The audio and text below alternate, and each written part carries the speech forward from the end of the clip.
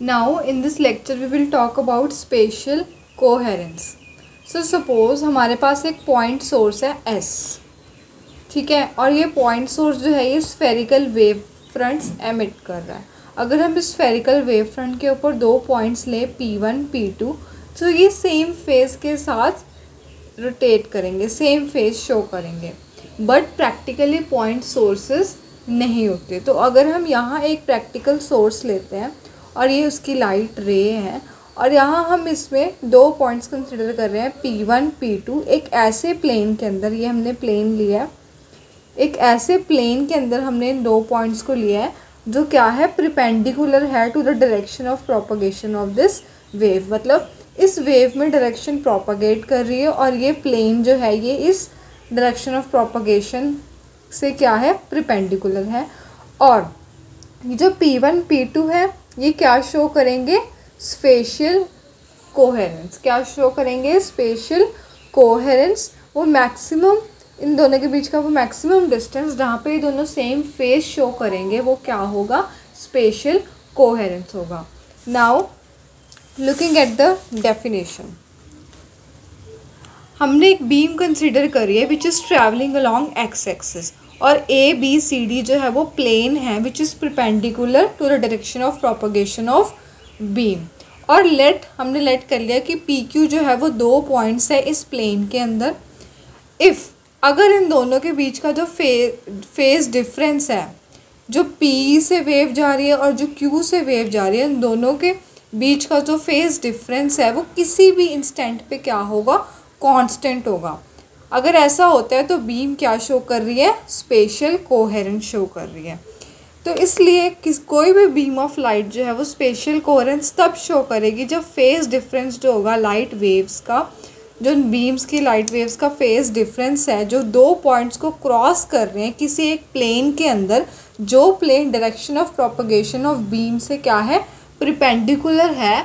और क्या होना चाहिए, वो टाइम इंडिपेंडेंट होना चाहिए. मतलब टाइम पे डिपेंड नहीं करना चाहिए. टाइम चेंज होगा लेकिन उन दोनों पॉइंट्स के जो फेस है वो क्या रहेगा, सेम रहेगा. दोनों आपस में क्या शो करेंगे, स्पेशियल कोहेरेंस शो करेंगे. और स्पेशियल कोहेरेंस का एक बहुत ही अच्छा एग्जांपल है which is Young's double slit experiment. Suppose हमारे पास यहाँ पे एक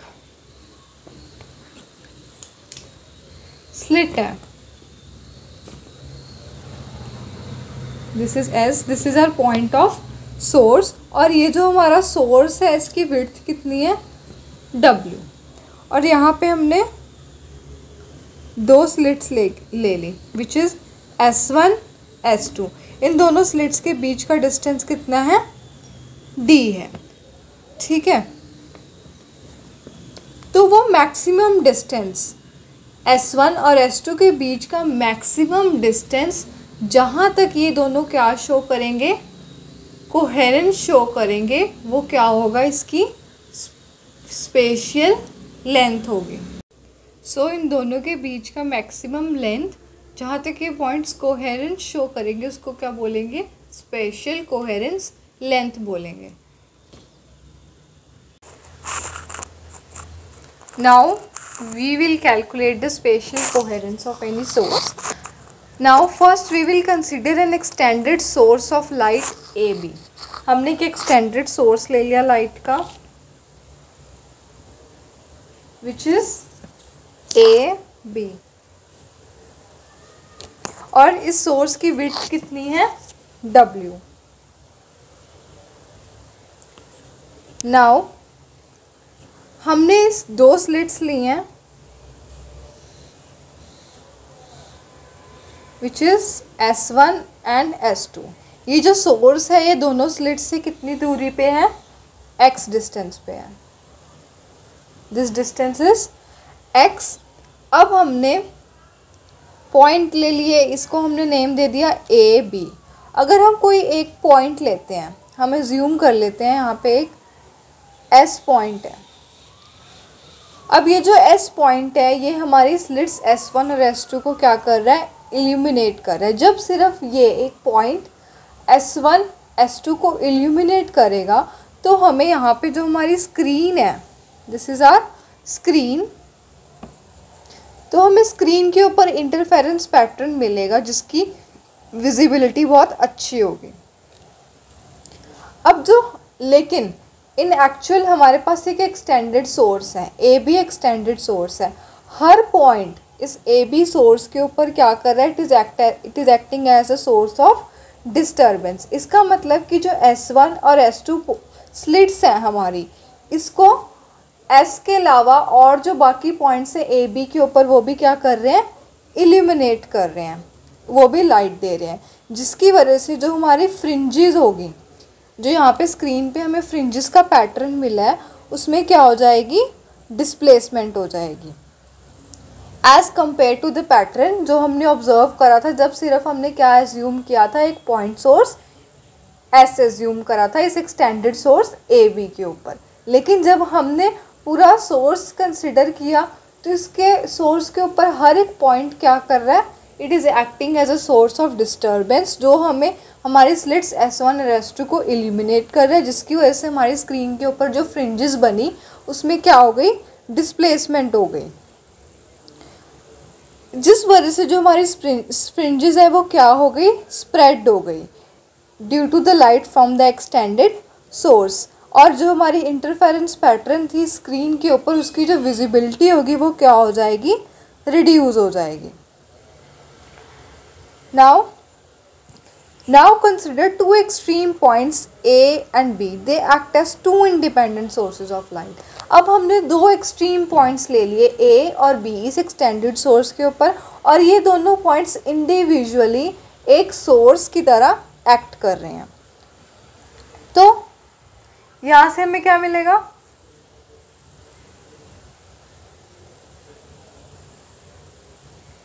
एक इधर गई,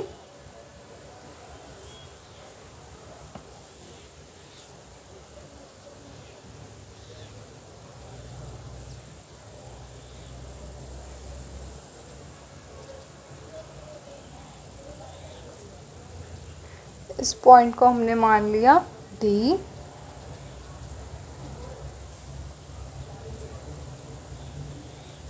ये जो डिस्टेंस है ये x1 है D तक का, और ये डिस्टेंस कितना है, x2 है।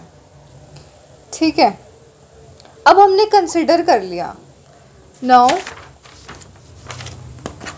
व्हाट वी विल कंसिडर कि जो AS1 है, AS1 क्या है, AS1 वो किसके इक्वल है, AS2 के इक्वल है। तो हम क्या लिख लेंगे, AS1 it is equal to AS2 and the point O on the screen. अब हमने ये पॉइंट को क्या लिख दिया, O, और जो पॉइंट O है स्क्रीन के ऊपर वो इस तरह से है कि S1O और S2O क्या है, आपस में इक्वल है। तो S1O और S2O भी क्या है, इक्वल है। और जो हमारा पॉइंट सोर्स A है वो क्या बना रहा है, वो क्या बना रहा है, मैक्सिमा बना रहा है O के ऊपर। ठीक है, उसके बाद क्योंकि जो इंटेंसिटी है O के ऊपर वो किसकी वजह से भी है, B की वजह से भी है, लेकिन जो इंटेंसिटी O के ऊपर B की वजह से है वो किसके ऊपर डिपेंड करेगी, पाथ डिफरेंस पे, कि जो BS1 है और BS2 है उसके बीच में कितना पाथ डिफरेंस है उसके ऊपर डिपेंड करेगी। अगर हम देखें तो इन दोनों में कितना डिफरेंस है, अगर हम यहाँ से एक ऐसे परपेंडिकुलर बना दें तो इन दोनों BS1 और BS2 इन दोनों में कितना डिफरेंस है, इतने डिस्टेंस का, और इस पॉइंट को हमने नेम दे दिया N। कितना डिफरेंस है दोनों में, NS2 का डिफरेंस है। तो हम क्या लिखेंगे, path difference. Now we will write path difference between, किसके बीच में path difference, BS1 and BS2, वो किसके इक्वल आ जाएगा, BS2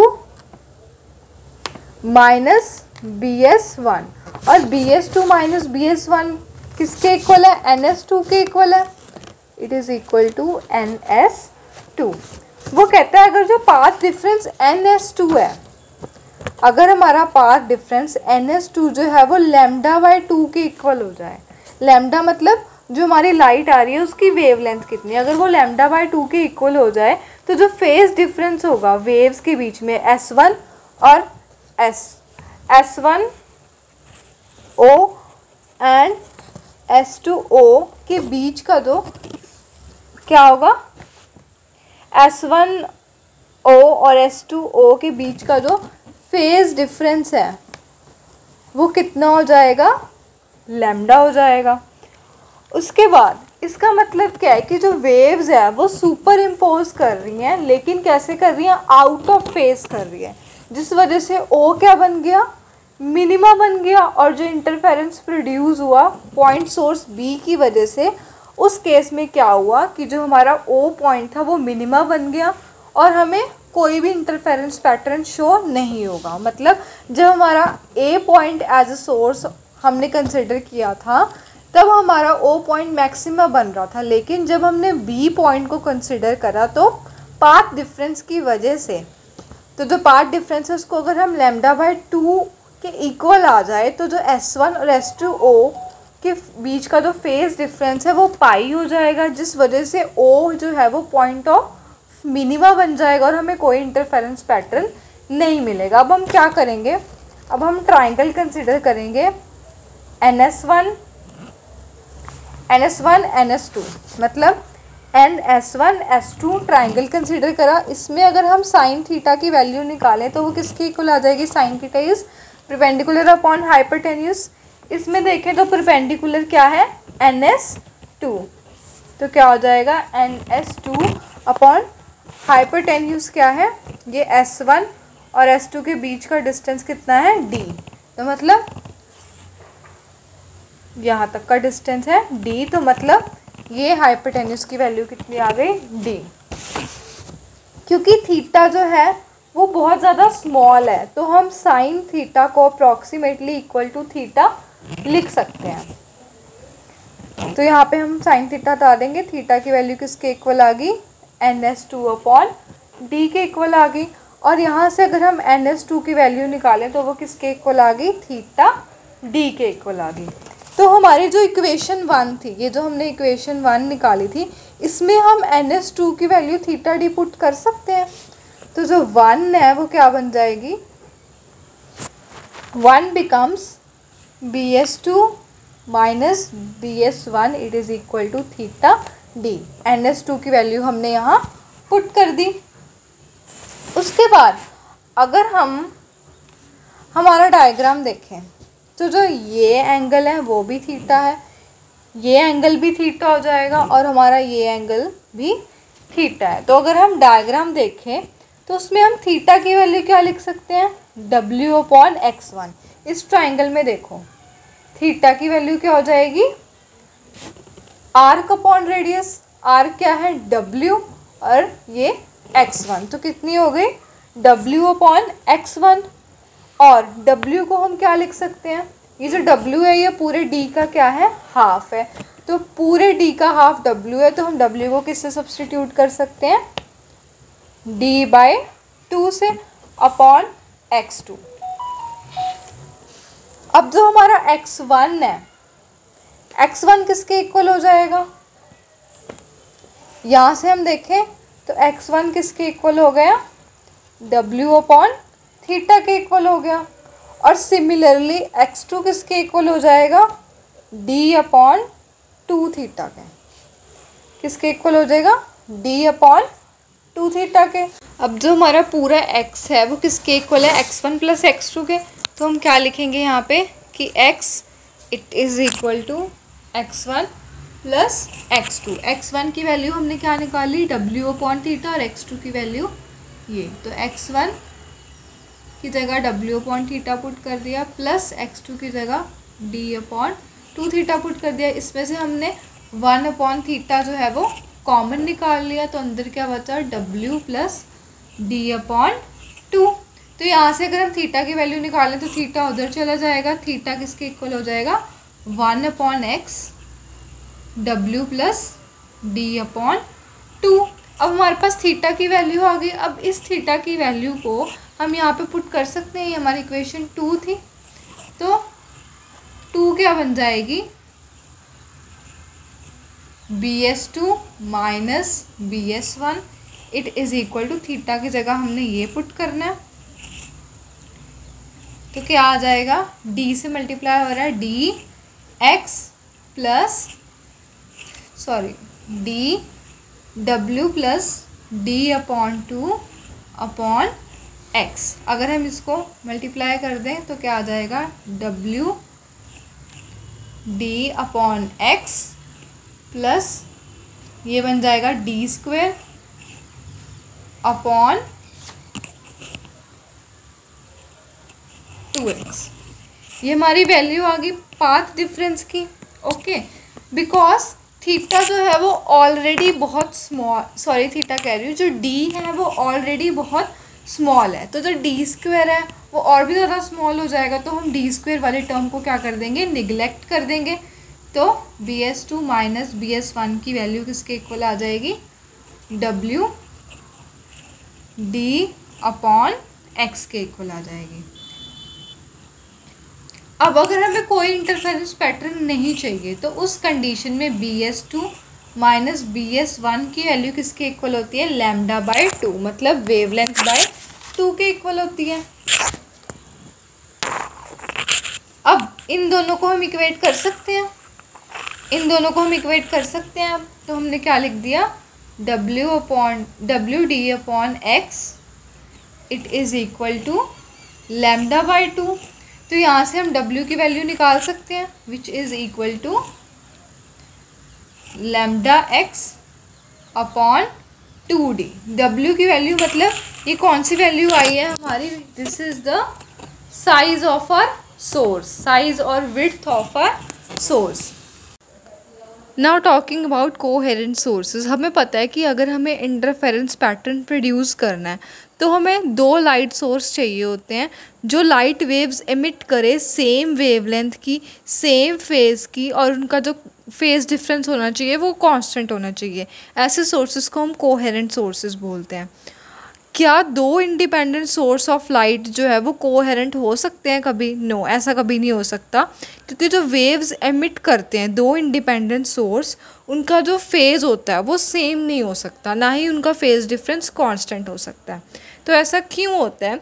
क्योंकि जो लाइट है वो कौन एमिट करता है, एक्साइटेड एटम्स एमिट करते हैं लाइट, जो कि बिलियंस में होते हैं। और जब कोई एक्साइटेड एटम जो है वो अपनी ग्राउंड स्टेट से एक्साइटेड स्टेट में जाता है तो वो सिर्फ 10⁻⁻8 सेकेंड के लिए जो है लाइट एमिट करता है। और जो 2 इंडिपेंडेंट सोर्सेज लाइट एमिट करते हैं उनका जो फेज़ होगा, they will have a definite phase relationship only for 10⁻⁻8 second की। जो वो एटम्स लाइट वेव्स एमिट करेंगे उनका जो फेज रिलेशनशिप होगा वो कांस्टेंट होगा, लेकिन सिर्फ 10⁻⁻8 सेकेंड के लिए, जिस वजह से इंटरफेरेंस पैटर्न जो बनेगा वो सिर्फ इतने टाइम के लिए ही बन पाएगा। तो जो वेव्स इंडिपेंडेंट सोर्स से आती है उनका जो फेज रिलेशनशिप होगा वो डिफरेंट होगा, और इंटरफेरेंस पैटर्न जो है वो क्या हो जाएगा, शिफ्ट हो जाएगा किसी और प्लेस पे। और ये जो चेंज होगा पोजीशन में, इंटरफेरेंस पैटर्न की मैक्सिमा मिनिमा की पोजीशन में जो चेंज होगा वो 10⁸ टाइम्स चेंज होगा सिर्फ 1 सेकेंड में। और ये जो चेंजेस होते हैं इतने ज़्यादा फास्ट होते हैं कि हम इन्हें डिटेक्ट नहीं कर सकते, जिस वजह से कोई भी इंटरफेरेंस पैटर्न हमें नहीं दिखाई देगा अगर हम 2 independent sources of light use करेंगे। अब कुछ ऐसे मेथड्स होते हैं जिससे हम कोहेरेंट सोर्सेज को एक्सपेरिमेंटली बना सकते हैं। सबसे पहला है Young's double slit experiment. Young's double slit experiment क्या होता है कि हमारे पास एक सिंगल सोर्स ऑफ लाइट होता है और हम क्या करते हैं, आगे स्लिट्स रख देते हैं।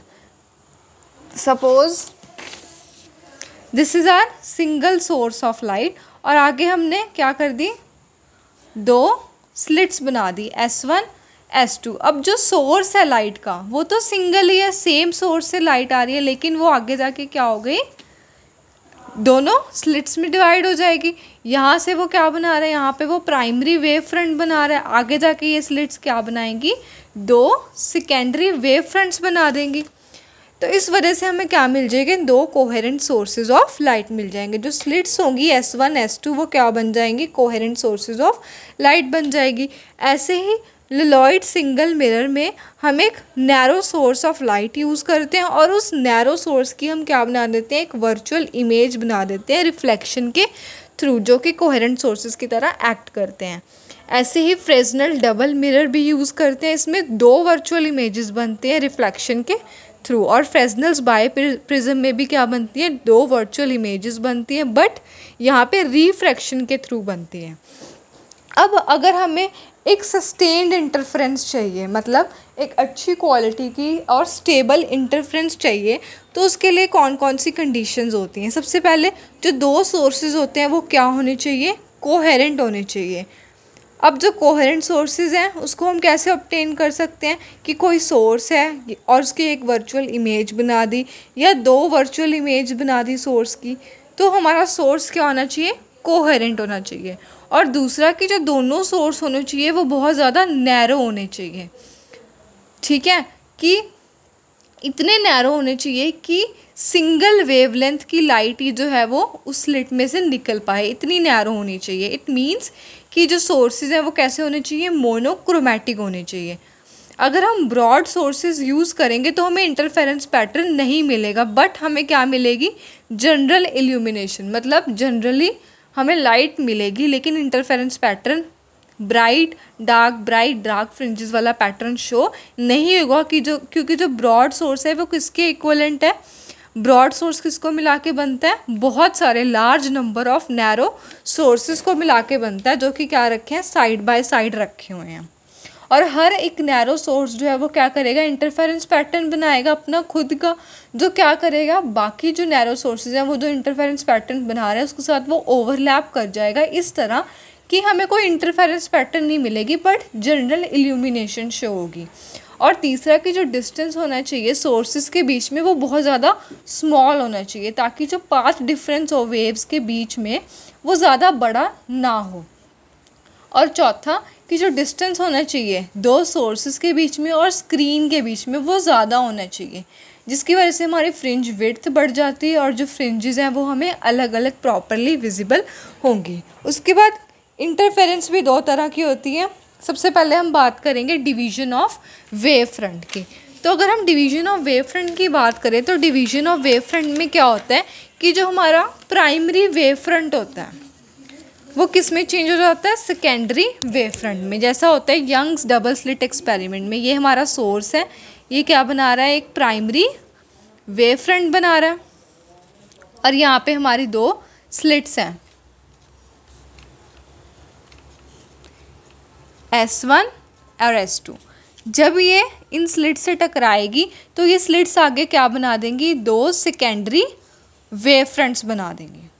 क्या बना देंगी, दो सेकेंडरी वेव फ्रंट्स बना देंगी। तो इसको क्या बोलते हैं, डिवीजन ऑफ वेव फ्रंट। इस मेथड में जो वेव फ्रंट है ये दो पार्ट्स में डिवाइड हो जाता है। किस फिनोमिनन से होता है, रिफ्लेक्शन के थ्रू, रिफ्रैक्शन के थ्रू या डायफ्रैक्शन के थ्रू। इस तरह से होता है कि डिफरेंट ऑप्टिकल पाथ्स कवर करने के बाद वो अल्टीमेटली क्या कर जाएंगे, किसी एंगल पे रीयूनाइट कर जाएंगे और हमें क्या दिखाएंगे, इंटरफेरेंस पैटर्न दिखाएंगे। कौन कौन शो करता है ये, फ्रेस्नेल्स बाय प्रिज्म, लिलॉयड्स प्रिज्म। उसके बाद डिवीजन ऑफ एम्पलीट्यूड। इसमें क्या होता है कि जो हमारी लाइट वेव आ रही है उसका जो एम्पलीट्यूड है वो डिवाइड हो जाएगा दो या दो से ज़्यादा पार्ट्स में। किसके थ्रू होएगा, पार्शियल रिफ्लेक्शन या पार्शियल रिफ्रैक्शन के थ्रू, और हमें दो या दो से ज़्यादा बीम्स मिल जाएंगी और फिर किसी पॉइंट पे जाके आके ये बीम्स क्या बनेंगी, क्या दिखाएंगी, हमें इंटरफेरेंस पैटर्न दिखाएंगी। सपोज़ हमारे पास ये सोर्स है, ठीक है, और ये हमारे पास एक ग्लास स्लैब है जिसका रिफ्रैक्टिव इंडेक्स हमने म्यू ले लिया। अब ये रे यहाँ पे आई, यहाँ पे टकराई, यहाँ पे क्या हो गया, रिफ्लेक्शन हो गई, इधर चली गई, और यहाँ पे क्या हो गई, रिफ्रैक्शन हो गई। जब यहाँ से टकराई, यहाँ से फिर रिफ्लेक्शन हो गई और यहाँ से रिफ्रैक्शन हो गई। तो ये जो रिफ्लेक्टेड वेव्स हैं ये चाहे आपस में दोनों पैरेलल हैं, ये आगे जाके टकरा नहीं सकती, लेकिन हम क्या करेंगे इसके वे में क्या रख देंगे, कोई लेंस रख देंगे या कोई मिरर रख देंगे जिसके थ्रू क्या करेंगी ये आगे जाके इंटरफेरेंस पैटर्न शो करेंगे। और इसका एग्जाम्पल क्या है, डिवीजन ऑफ एम्पलीट्यूड का एग्जाम्पल है माइकलसन इंटरफेरोमीटर और न्यूटन्स रिंग, ये इसके एग्जाम्पल्स हैं।